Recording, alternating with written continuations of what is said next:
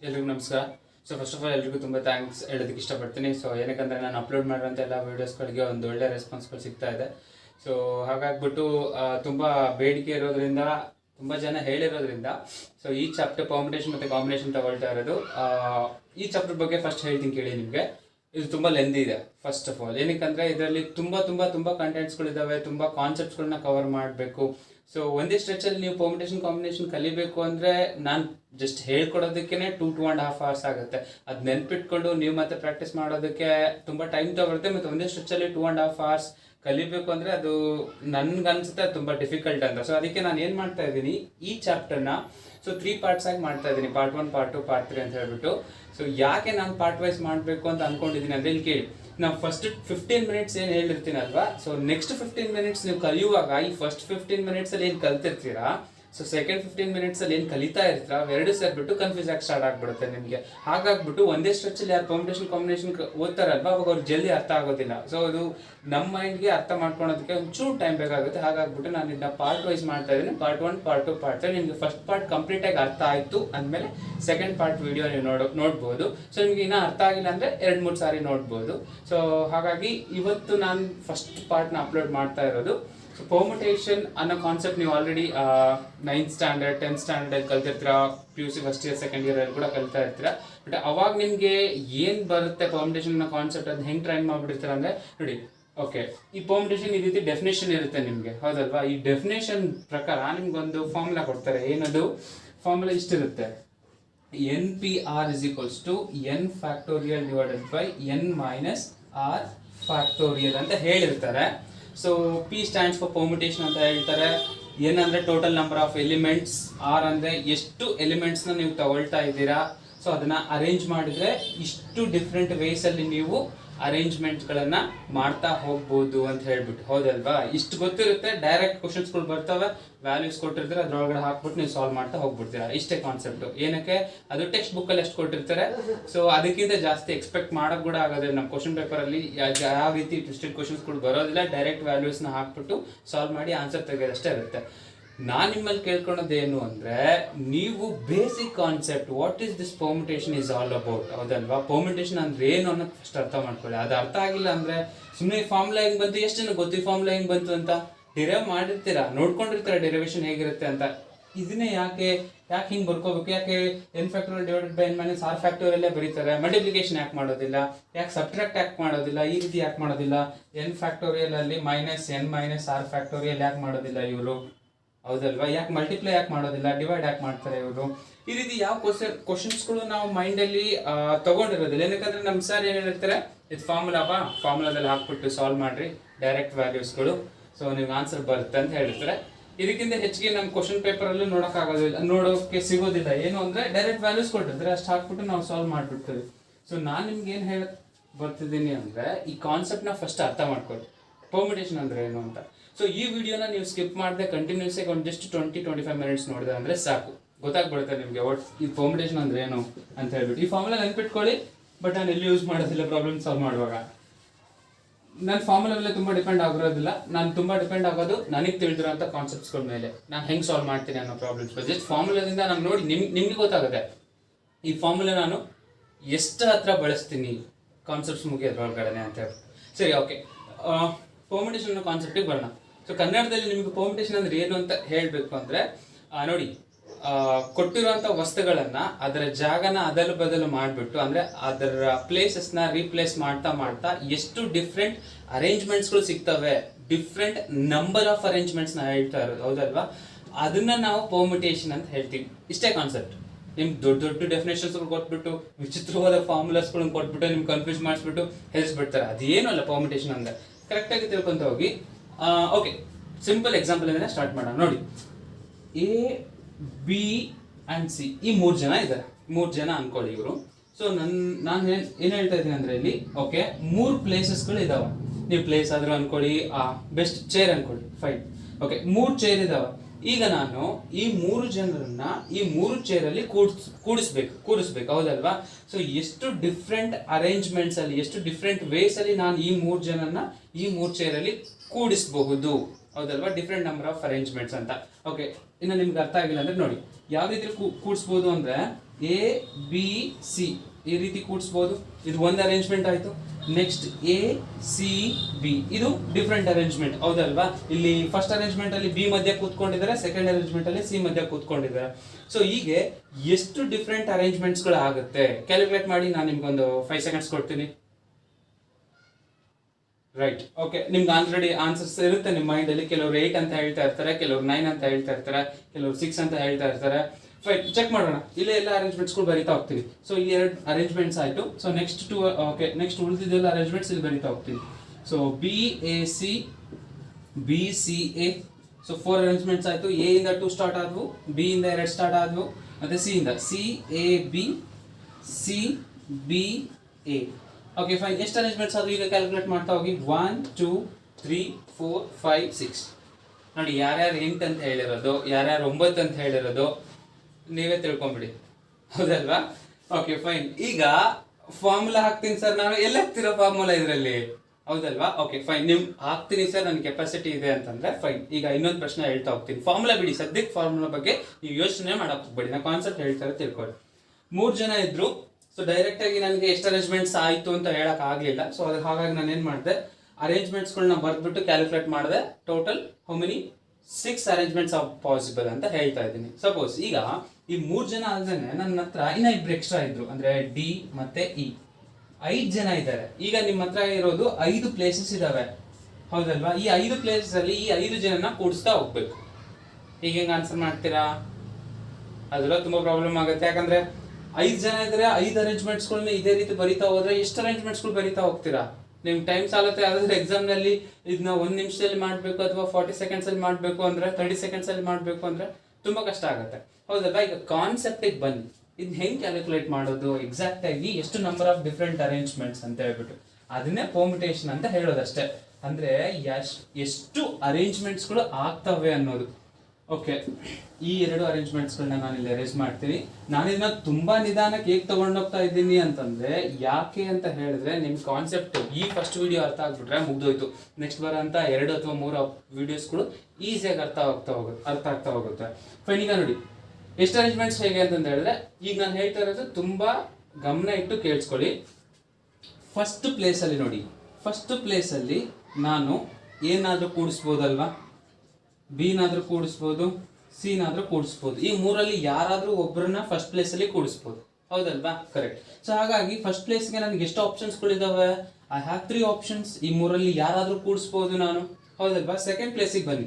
ಈಗ second place ಅಲ್ಲಿ ಏನಾಗುತ್ತೆ, ಈ 3 ಜನರಲ್ಲಿ ಒಬ್ಬ ಇಲ್ಲಿ ಕೂತ್ಕೊಂಡ್ಬಿಟ್ಟಿರ್ತಾನೆ ಫಸ್ಟ್ ಪ್ಲೇಸ್ ಅಲ್ಲಿ, ಹೌದಲ್ವಾ? ಇನ್ನ ಎಷ್ಟು ಜನ ಉಳಿದಿರ್ತಾರೆ? 2 ಇರ್ತಾರೆ. ಅಂದ್ರೆ ಉಳಿದಿರೋ 2ರಲ್ಲಿ ಯಾರನ್ನಾದ್ರೂ ಒಬ್ಬರನ್ನ ಕೂಡಿಸ್ಬೇಕು ನಾನು. ಸೊ ನಿಮ್ಗೆ ಆಪ್ಷನ್ಸ್ ಎಷ್ಟಿರ್ತವೆ? ಅವ್ರಿಬ್ರಲ್ಲೇ ಕೂಡಿಸ್ಬೇಕಲ್ವಾ ಯಾರಾದ್ರೂ ಒಬ್ಬರನ್ನ ನೆಕ್ಸ್ಟ್. ಸೊ ಇಲ್ಲಿ 2 ಆಪ್ಷನ್ಸ್ ಇರ್ತವೆ, ಹೌದಲ್ವಾ? 3ರಲ್ಲಿ ಒಬ್ಬ ಇಲ್ಲಿ ಕೂತ್ಕೊಂಡ್ಬಿಟ್ಟ, ಉಳಿಯೋದು 2, ಹೌದಲ್ವಾ? ನೋಡಿ, ಈಗ 3 ಜನರಲ್ಲಿ 2 ಕೂತ್ಕೊಂಡ್ಬಿಟ್ಟಿದ್ರೆ ಆಲ್ರೆಡಿ, ಉಳಿದಿರೋ ಒಬ್ಬನ್ನ ತಾನೇ ನಾನು ಲಾಸ್ಟ್ ಕೂಡಿಸ್ಬೇಕು, ಹೌದಲ್ವಾ? ಸೊ ಇಲ್ಲಿ 1 ಆಯ್ತು. ಈಗ ನೋಡಿ 3 2 1 ಇದನ್ನ ನೀವು ಮಲ್ಟಿಪ್ಲಿಕೇಶನ್ ಮಾಡ್ಬಿಟ್ರೆ ಆನ್ಸರ್ ಸಿಕ್ಬಿಡುತ್ತೆ, ಹೌದಲ್ವಾ? 3 × 2 × 1 3 2 6 6 1 6. So total 6 arrangements. ಇದನ್ನೇ ತಾನೇ ನಾವು ಬರ್ದಿದ್ದು 6 ಅರೇಂಜ್ಮೆಂಟ್ಸ್ಗಳನ್ನ ಬರ್ದ್ಬಿಟ್ಟು ಎಷ್ಟು ಅರೇಂಜ್ಮೆಂಟ್ಸ್ ಆಗುತ್ತೆ ಅಂತಂದು ಒಂದೊಂದೊಂದೊಂದನ್ನ ಲೆಕ್ಕ ಮಾಡ್ಕೊಂಡು ಹೇಳಿದ್ದು, ಹೌದಲ್ವಾ? ಸೊ ಈ ರೀತಿ ಆಗುತ್ತೆ. ಇದು ತುಂಬಾ ಈಸಿ ಇದೆ. ಅರ್ಥ ಆಯ್ತಲ್ವಾ ಯಾಕೆ ನಾವು 6 ಅರೇಂಜ್ಮೆಂಟ್ಸ್ ಕ್ಯಾಲ್ಕುಲೇಟ್ ಮಾಡ್ಲಾರ್ದಂಗೆ ಹೇಳಿದ್ದು ಅಂತ?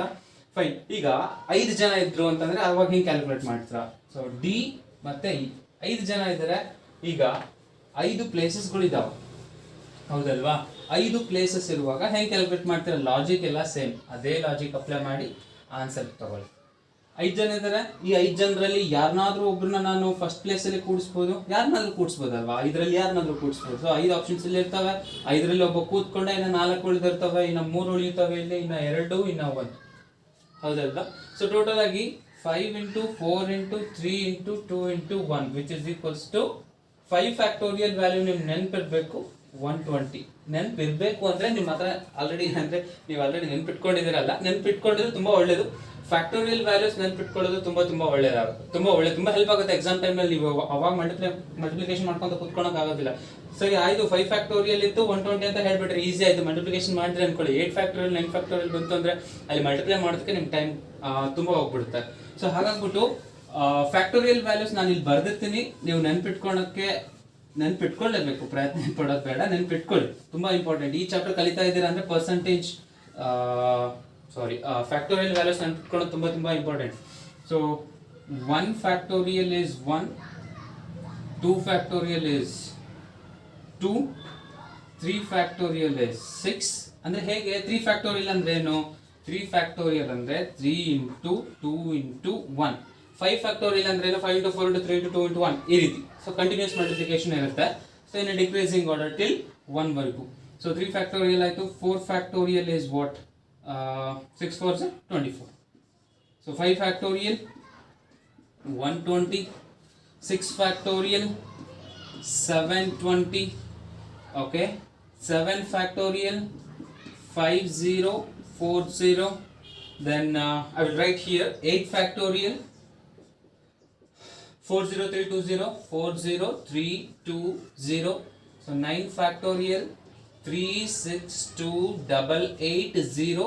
So 10 factorial 3628800. ಇದನ್ನ ನಾನು ಕೂಡ ಬೈ ಹಾರ್ಟ್ ಹಾಕಿದ್ದೀನಿ. ಪರ್ಮುಟೇಷನ್ ಕಾಂಬಿನೇಷನ್ಸ್ ಇಂದ ಕ್ವಶನ್ಸ್ಗಳು ಬಂದ್ರೆ ಹೆಂಗ್ ಸಾಲ್ವ್ ಮಾಡೋದಕ್ಕೆ ಸೊ ಮೆಮರೈಸ್ ಮಾಡ್ಬಿಟ್ಟಿದ್ದೀನಿ. ಸೊ ಇದರಲ್ಲಿ ತುಂಬಾ ಇಂಪಾರ್ಟೆಂಟ್ ಏನಂದ್ರೆ ಬಹಳ ಜನ ಕನ್ಫ್ಯೂಷನ್ ಆಗ್ತಾರೆ. 0 ಫ್ಯಾಕ್ಟೋರಿಯಲ್ is 0 ಅಂತ, 0 ಫ್ಯಾಕ್ಟೋರಿಯಲ್ is 1. ಅರ್ಥ ಆಗ್ತಿದೆನಾ? 0 ಫ್ಯಾಕ್ಟೋರಿಯಲ್ is 1. ಸರ್ ಅದು ಹೆಂಗ್ ಸರ್ 0 ಫ್ಯಾಕ್ಟೋರಿಯಲ್ 1 ಆಗುತ್ತೆ? ಇಲ್ಲಿ ಕರೆಕ್ಟ್ ಆಗಿ ಕೇಳ್ತಾ ಹೋಗಿ. 24 divided by 4 6 ಸಿಗುತ್ತೆ ಆನ್ಸರ್ ನಿಮಗೆ, ಹೌದಲ್ವಾ? 24 divided by 4 24ನ್ನ 4 ಇಂದ ಡಿವೈಡ್ ಮಾಡಿದ್ರೆ 6 ಸಿಗುತ್ತೆ ಆನ್ಸರ್, ಹೌದಲ್ವಾ? 6 ನ 3 ಇಂದ ಡಿವೈಡ್ ಮಾಡಿದ್ರೆ 2 ಸಿಗುತ್ತೆ ಆನ್ಸರ್, ಹೌದಲ್ವಾ? 2 ನ 2 ಇಂದ ಡಿವೈಡ್ ಮಾಡಿದ್ರೆ 1 ಸಿಗುತ್ತೆ ಆನ್ಸರ್, ಹೌದಲ್ವಾ? ಈಗ 1 ನ 1 ಇಂದ ಡಿವೈಡ್ ಮಾಡಿದಾಗ ನಿಮ್ಗೆ ಆನ್ಸರ್ 0 ಸಿಗಲ್ಲ, 1 ಸಿಗುತ್ತೆ, ಹೌದಾನೆ? 0 ಸಿಗಲ್ಲ, 1 ಸಿಗುತ್ತೆ. ಹಾಗಾಗಿ 0 ಫ್ಯಾಕ್ಟೋರಿಯಲ್ is 1. ಸೊ ಮ್ಯಾಥಮೆಟಿಕ್ಸ್ ಅಲ್ಲಿ ಎಲ್ಲ ಲಾಜಿಕ್ ಪ್ರಕಾರ ನಡೆಯುತ್ತೆ, ಯಾವುದು ಲಾಜಿಕ್ ಅದೇ ನಡೆಯೋದಿಲ್ಲ, ಹೌದಲ್ವಾ? ಈಸಿ. ಸೊ ಈ ಫ್ಯಾಕ್ಟೋರಿಯಲ್ ವ್ಯಾಲ್ಯೂಸ್ಗಳು ನೀವು ನೆನ್ಪಿಟ್ಕೊಂಡ್ರೆ ತುಂಬಾ ಹೆಲ್ಪ್ ಆಗುತ್ತೆ. ಈಗ ನೋಡಿ, 5 ಜನ ಇದ್ರು, ಆನ್ಸರ್ ಏನಾಗುತ್ತೆ? I can arrange them in 5 factorial ways 120.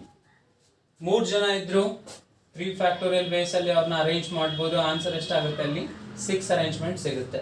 Sudden ಆಗಿ ನಿಮ್ಗೆ ಆನ್ಸರ್ಸ್ ಕೊಟ್ಬಿಟ್ಟಿರ್ತಾರೆ. 7 ಜನ ಇದ್ರೆ 7 ಜನ ಅರೇಂಜ್ ಮಾಡ್ಬೇಕಾಗುತ್ತೆ. So what is the answer ಅಂತ ಕೇಳ್ತಾರೆ, ನಿಮ್ಗೆ ಆಪ್ಷನ್ಸ್ ಗಳು ಕೊಟ್ಟಿರ್ತಾರೆ. ಸೊ ಆ ಟೈಮಲ್ಲಿ ನೀವೇನ್ ಮಾಡ್ಬೇಕು? 7 ಮೆಂಬರ್ಸ್ ಇದ್ದಾರೆ, in how many different ways I can arrange them, ಎಷ್ಟು ವಿಧವಾಗಿ ಅವ್ರನ್ನ ಅರೇಂಜ್ ಮಾಡಬಹುದು ಅಂತ ಕೇಳಿದ ಅಂದ್ರೆ 7 ಮೆಂಬರ್ಸ್ ಆಗುತ್ತೆ. So in 7 factorial ways we can arrange them ಅಂತ ಹೇಳ್ಬಿಟ್ಟು. ಸೊ 7 ಫ್ಯಾಕ್ಟೋರಿಯಲ್ ಅಂದ್ರೆ ನಿಮ್ ಪಟನ್ ನೆನಪಾಗಬೇಕು 5040. ಸೊ ಡೈರೆಕ್ಟ್ ಆಗಿ ಆನ್ಸರ್ಸ್ ನೋಡ್ಬೇಕು, ಆಪ್ಷನ್ಸ್ ಗಳನ್ನ ಎಲ್ಲಿ 5040 ಬಂದಿರುತ್ತೋ ಟಿಕ್ ಮಾಡ್ಕೊಂಡು ನೆಕ್ಸ್ಟ್ ಕ್ವಶನ್ ಗೆ ಜಂಪ್ ಆಗ್ಬಿಡ್ಬೇಕು, ಹೌದಲ್ವಾ? ಇದು ಬೇಸಿಕ್ ಅಂದ್ರೆ ತುಂಬಾ ತುಂಬಾ ಬೇಸಿಕ್. ಇದು ಏನೂ ಅಲ್ಲ ಆಕ್ಚುಲಿ ಪರ್ಮಿಟೇಷನ್ ಕಾಂಬಿನೇಷನ್ ಅಲ್ಲಿ, but this is very important. ಈ ಕಾನ್ಸೆಪ್ಟ್ ನಿಮ್ಗೆ ಅರ್ಥ ಆಗಿತ್ತು ಅಂದ್ರೆ ಮುಂದೆಲ್ಲ ಬರುವಂತ ಕಾನ್ಸೆಪ್ಟ್ಸ್ ಗಳನ್ನ ಈಸಿಯಾಗಿ ಅರ್ಥ ಮಾಡ್ಕೊಳ್ತಾ ಹೋಗ್ತಾರೆ. ಅರ್ಥ ಆಯ್ತಲ್ವಾ? ಎಷ್ಟು ವಿಧವಾಗಿ, ಈಗ ನೋಡಿ n ಎಲಿಮೆಂಟ್ಸ್ ಆದ್ರೆ ಈ n ಎಲಿಮೆಂಟ್ಸ್ ನ ಎಷ್ಟು ಡಿಫ್ರೆಂಟ್ ವೇಸ್ ಅಲ್ಲಿ ನೀವು ಅರೇಂಜ್ ಮಾಡ್ತಾ ಇದ್ದೀರಾ ಅಂದ್ರೆ n ಫ್ಯಾಕ್ಟೋರಿಯಲ್ ವೇಸ್ ಅಲ್ಲಿ ನೀವು ಅದನ್ನ ಅರೇಂಜ್ ಮಾಡ್ತಾ ಹೋಗ್ತೀರಾ. ಅರ್ಥ ಆಯ್ತಲ್ವಾ? So this the basic concept, you have to remember this is very important. ಈ ಲಾಜಿಕ್ ಗೊತ್ತಿಲ್ಲ ಅಂದ್ರೆ ತುಂಬಾನೇ ಕಷ್ಟ ಆಗುತ್ತೆ. ಓಕೆ, ಈಗ ಇದನ್ನೇ ಕ್ವಶನ್ಸ್ ಗಳಲ್ಲಿ ಅಂದ್ರೆ ಎಕ್ಸಾಮ್ಸ್ ಗಳಲ್ಲಿ ನಾವು ಏನು ಬರೆಯೋಕೆ ಹೋದಾಗ ಕ್ವಶನ್ ಸಿಗ್ತಾವಲ್ವಾ, ಇದೇ ಕಾನ್ಸೆಪ್ಟ್ ನ ಬಳಸ್ಬಿಟ್ಟು ಕ್ವಶನ್ಸ್ ಗಳನ್ನ ಹೆಂಗ್ ಫ್ರೇಮ್ ಮಾಡಿರ್ತಾರೆ ನೋಡಿ. ಈಗ ನಿಮ್ಗೆ ಏನಂತ ಹೇಳ್ತಾರೆ, ಯಾವ್ದಾದ್ರು ಒಂದು ವರ್ಡ್ ಕೊಡ್ತಾರೆ. ಸೊ ವರ್ಡ್ ಏನಾಗಿರ್ಬೋದು, ತುಂಬಾ ಸಿಂಪಲ್ ಯಾವ್ದಾದ್ರು ವರ್ಡ್ ಕೊಡ್ತಾರೆ, ಫೈನ್, ಓಕೆ, ಬೋರ್ಡ್ ಅಂತ ಇರುತ್ತೆ ಅನ್ಕೊಳ್ಳಿ, BOARD, ಬೋರ್ಡ್, ಫೈನ್. ಕ್ವಶನ್ಸ್ ಹೀಗಿರುತ್ತೆ ನೋಡಿ. ಕ್ವಶನ್ ಹೇಗಿರುತ್ತೆ?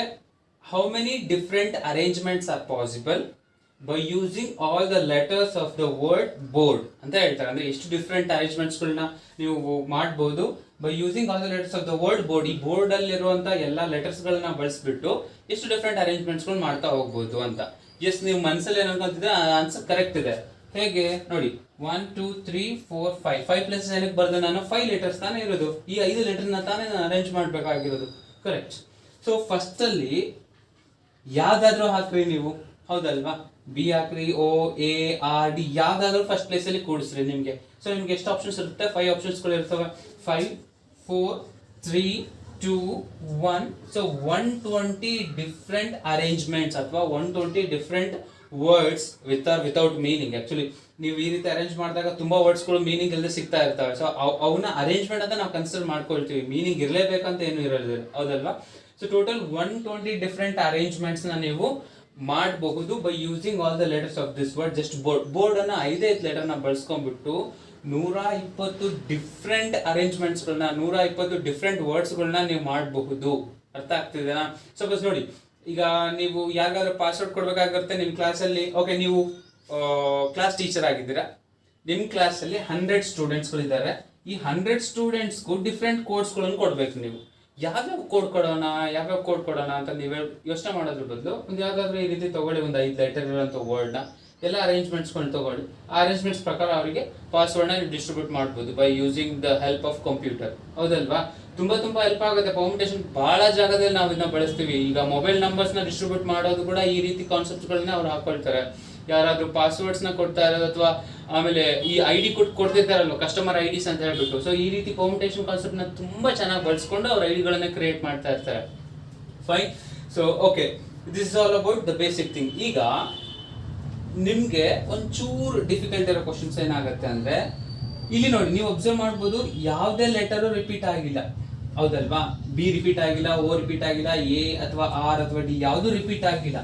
ಒಂದ್ ವೇಳೆ ಕೊಟ್ಟಿರೋ ಕ್ವಶನ್ ಅಲ್ಲಿ ಯಾವ್ದಾದ್ರು ಲೆಟರ್ ರಿಪೀಟ್ ಆದ್ರೆ ಅವಾಗ ಹೆಂಗ್ ಸರ್ ಸಾಲ್ವ್ ಮಾಡ್ತೀರಾ ನೀವು? ಹೌದಲ್ವಾ? ರಿಪೀಟ್ ಆದ್ರೆ ಏನಿಲ್ಲ, ತುಂಬಾ ಈಸಿ ಇದೆ. ನೀವು ಯಾವುದೇ ಕಾರಣಕ್ಕೂ ಕ್ವಶನ್ ನೋಡ್ಬಿಟ್ಟು ರಿಪಿಟೇಷನ್ ಇದೆ ಅಂತಂದು ಹೇಳಿ ಸ್ಕಿಪ್ ಮಾಡುವಂತ ಅವಶ್ಯಕತೆನೇ ಇರೋದಿಲ್ಲ. ಈಗ ಹೇಳೋದನ್ನ ನೀವು ಕರೆಕ್ಟ್ ಆಗಿ ತಿಳ್ಕೊಂಡ್ರೆ ಸಾಕು. ನೋಡಿ, ಈಗ ಒಂದ್ ಯಾವ್ದಾದ್ರು ವರ್ಡ್ ತಗೊಳ್ಳೋಣ, ರಿಪೀಟ್ ಆಗ್ತಿರೋಂಥ ಲೆಟರ್ಸ್. ಸರಿ, ಆಯ್ತು. ಸಕ್ಸಸ್ ನೋಡಿ, ತುಂಬಾ ಲೆಟರ್ಸ್ ರಿಪೀಟ್ ಆಗ್ತಾ ಇದಾವೆ ಈ ವರ್ಡ್ ಅಲ್ಲಿ. ಫೈನ್. ಈಗ ಕ್ವಶನ್ ಅದೇ ರೀತಿ ಬರುತ್ತೆ, how many different arrangements R possible by using all the letters of the given word success ಅಂತ ಹೇಳ್ತಾರೆ. ಡಿಫರೆಂಟ್ ಅರೇಂಜ್ಮೆಂಟ್ಸ್ಗಳು ಅಂತ ಹೇಳ್ಬಿಟ್ಟು. ಫೈನ್. ಅಥವಾ ಈ ರೀತಿ ಕೇಳ್ಬೋದು, how many different IDs R possible by using all the letters of the given word success ಅಂತ ಹೇಳ್ಬಿಟ್ಟು. ಈ ರೀತಿ ರಿಪೀಟ್ ಆದ್ರೆ ಹೆಂಗ್ ಮಾಡೋದು ಅಂತ ಹೇಳ್ಬಿಟ್ಟು ನೋಡಿ. ಈಗ 1 2 3 4 5 6 7. ಸೊ ನೀವೇನ್ ಮಾಡ್ತೀರಾ, first 7 places ಬರ್ಕೊಂತೀರಾ.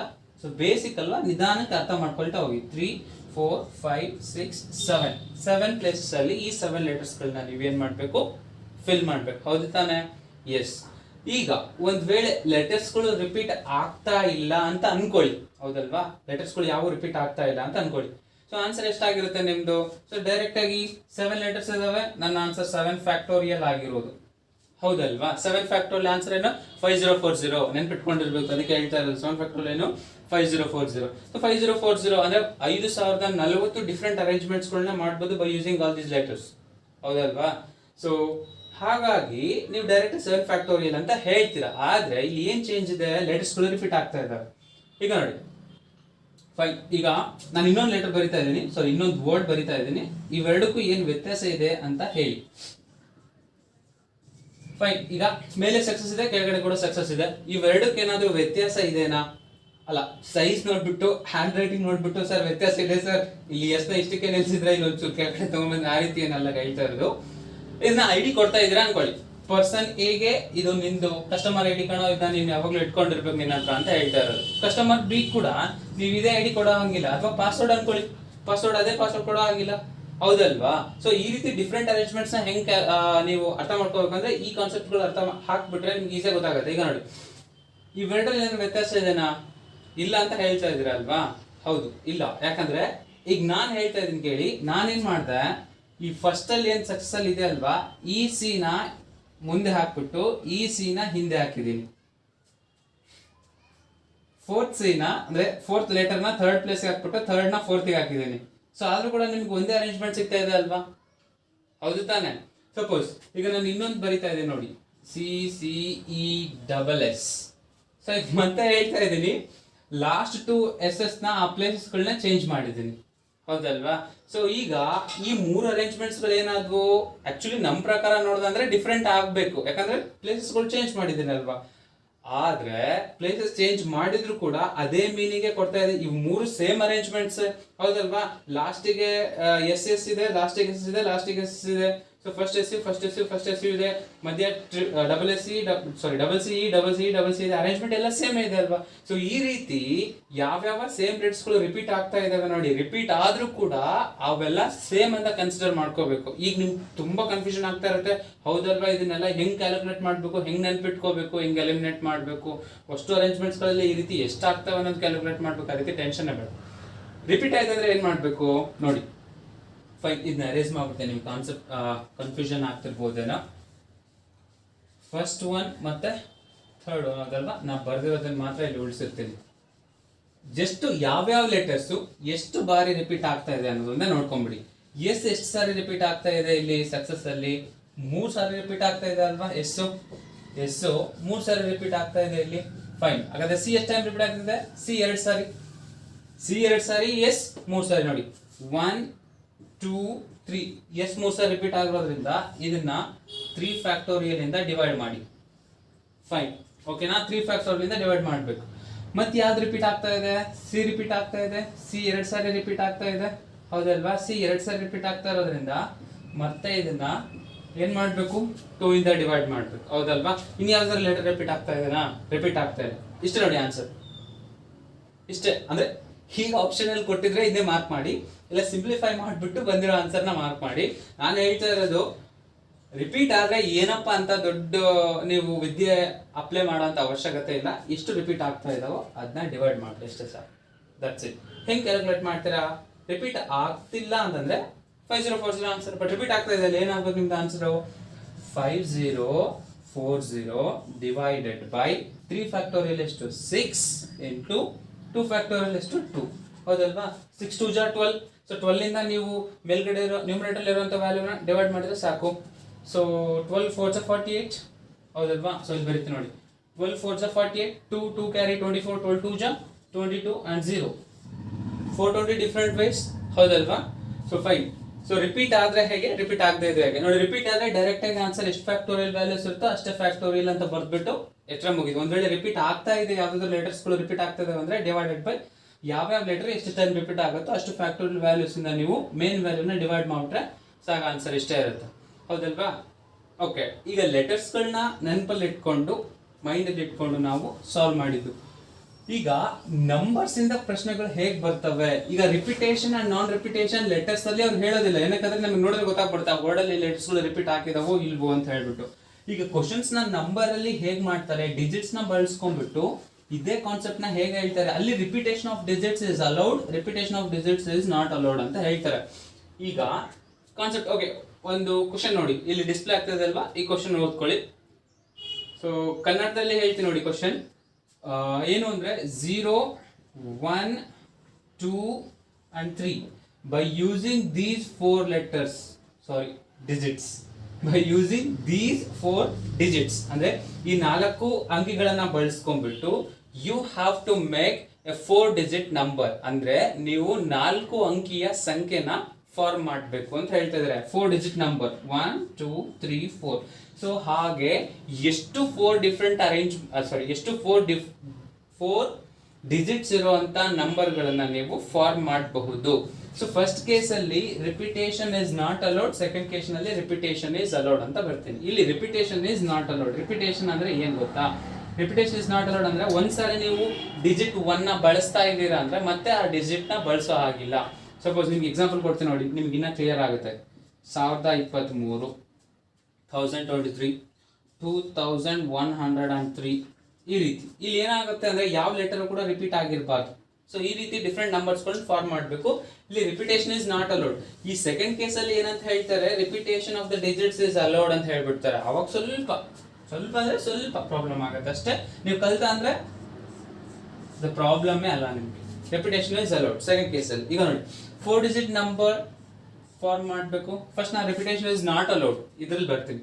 Repetition is not allowed ಅಂತ ಬಂದಾಗ ನೋಡಿ, ಫಸ್ಟ್ ಪ್ಲೇಸ್ಗೆ ಗಮನ ಇಟ್ಟು ಆನ್ಸರ್ ಹೇಳಿ. ತಪ್ಪಾಗಿ ಆನ್ಸರ್ ಹೇಳಕ್ ಹೋಗ್ಬಿಡಿ. ನಂಗೆ ಗೊತ್ತು ಬಹಳ ಜನ ತಪ್ಪು ಹೇಳ್ತೀರಾ ಅಂತ. ತಪ್ಪು ಹೇಳ್ಬೇಡಿ ಅಂತ ಕೇಳ್ಕೊಳ್ತಾ ಇರೋದು. ಫಸ್ಟ್ ಪ್ಲೇಸ್ ಅಲ್ಲಿ ನೀವು 4 ಡಿಜಿಟ್ ನಂಬರ್ನ ಫಾರ್ಮ್ ಮಾಡಬೇಕು. ಫಸ್ಟ್ ಪ್ಲೇಸ್ ಅಲ್ಲಿ ನನಗೆ ಎಷ್ಟು ಆಪ್ಷನ್ಸ್ ಗಳಿದಾವೆ, ಯಾವ್ಯಾವ ಲೆಟರ್ನ ಫಸ್ಟ್ ಪ್ಲೇಸ್ ಅಲ್ಲಿ ಹಾಕ್ಬೋದು. ಇಲ್ಲಿ ಎಷ್ಟು ಬರೀಬೇಕು? 4 ಅಲ್ವಾ? 4 ಅಲ್ಲ ರೀ, 4 ಯಾಕಲ್ಲ ನೋಡಿ. ಈಗ ಐ ಕಾಂಟ್ ಪುಟ್ 0 ಹಿಯರ್, ಹೌದಲ್ವಾ? 0ನ ಇಲ್ಲಿ ಪ್ಲೇಸ್ ಮಾಡೋದಿಕ್ ಆಗೋದಿಲ್ಲ. ಯಾಕೆ ನೋಡಿ, 0 1 3 2 ಅಂತ ಬರ್ತದೆ. ನಿಮ್ ಪ್ರಕಾರ ಇದು ಅರೇಂಜ್ಮೆಂಟ್ ಅಂತ ಹೇಳ್ತಾರೆ. But this is not a 4 digit number. ಇದು 4 ಅಂಕಿಯ ಸಂಖ್ಯೆ ಅಲ್ಲ. 132 132 it's not a 4 digit number. So ಹಾಗಾಗ್ಬಿಟ್ಟು I can't put 0 in the first place, ಹೌದಲ್ವಾ?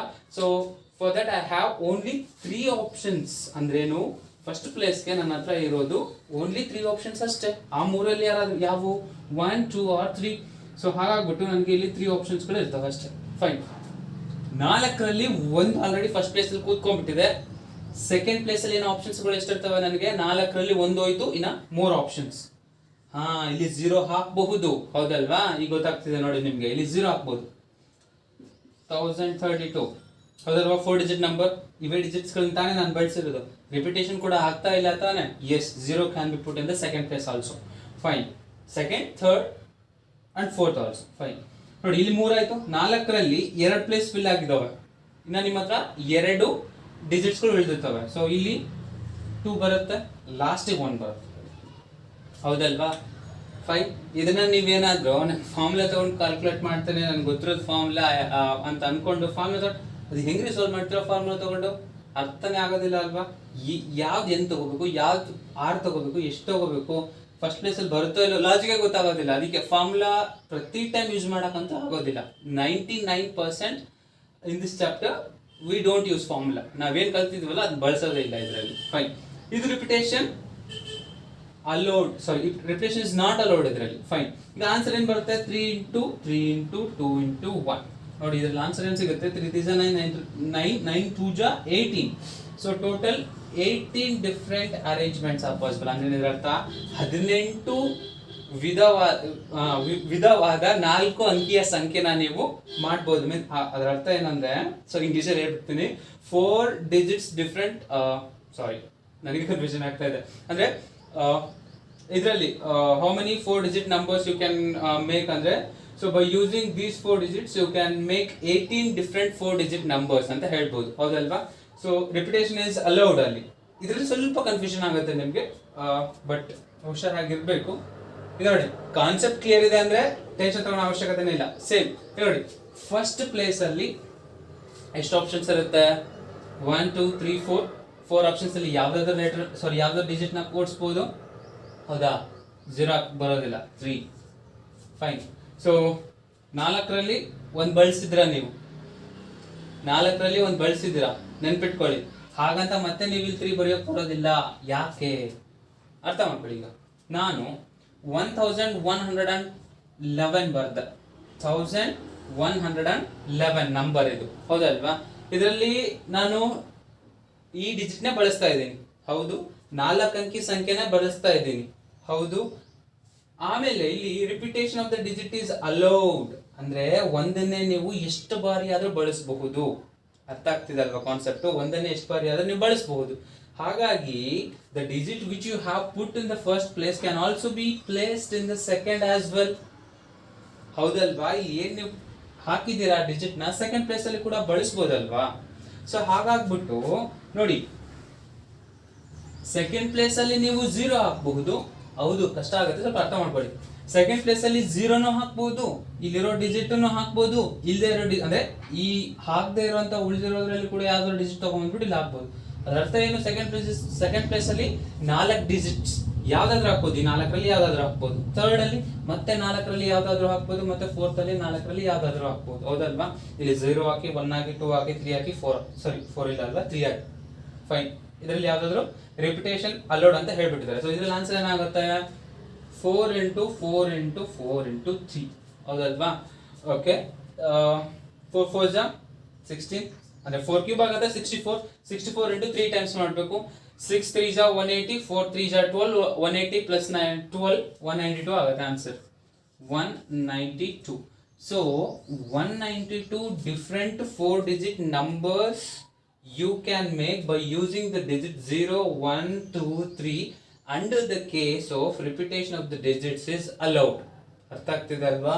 Repetition of the digits is allowed ಅನ್ನೋ ಕೇಸಲ್ಲಿ ಈ 4 ಡಿಜಿಟ್ಸ್ ಗಳನ್ನ ಬಳಸ್ಕೊಂಡು 0 1 2 3 ಅನ್ನೋ ಡಿಜಿಟ್ಸ್ ಗಳನ್ನ ಬಳಸ್ಕೊಂಡು 4 ಅಂಕಿ ಸಂಖ್ಯೆನ ನೀವು 192 ಮಾಡಬಹುದು. 192 ಡಿಫರೆಂಟ್ ನಂಬರ್ಸ್ ಗಳನ್ನ ಮಾಡಬಹುದು. But repetition is not allowed ಅಂತ ಬಂದಾಗ ಜಸ್ಟ್ 18 ಡಿಜಿಟ್ಸ್ ಗಳನ್ನ ಮಾತ್ರ, 18 ನಂಬರ್ಸ್ ಗಳನ್ನ ಮಾತ್ರ ನೀವು ಮಾಡೋದಕ್ಕಾಗುತ್ತೆ.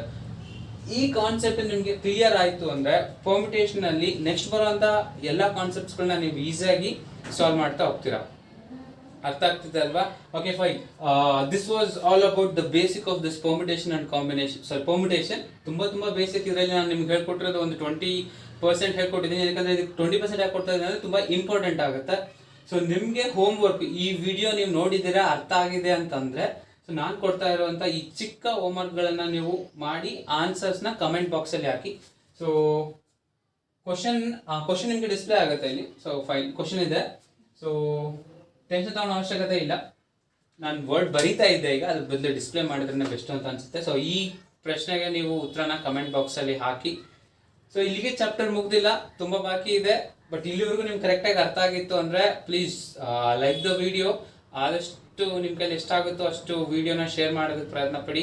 ನಿಮ್ಗೆ ಏನಾದರೂ ಈ ವಿಡಿಯೋದಲ್ಲಿ ಏನಾದರೂ ತೊಂದರೆ ಆಯಿತು ಸರ್, ನನಗೆ ಆ ಪಾಯಿಂಟಲ್ಲಿ ಅರ್ಥ ಆಗಿಲ್ಲ, ಈ ಪಾಯಿಂಟಲ್ಲಿ ಅರ್ಥ ಆಗಿಲ್ಲ ಅಂತಂದರೆ ವಿಡಿಯೋ ಆದ್ಮೇಲೆ ಕೆಳಗಡೆ ಕಮೆಂಟ್ ಬಾಕ್ಸಲ್ಲಿ ನಿಮ್ದು ಏನೇ ಪ್ರಾಬ್ಲಮ್ ಇದ್ದರೂ ಹಾಕಿ. ನನ್ನ ಕೈಲಾದಷ್ಟು ನಾನು ನಿಮಗೆ ಅರ್ಥ ಮಾಡಿಸೋದಕ್ಕೆ ಪ್ರಯತ್ನ ಪಡ್ತೀನಿ.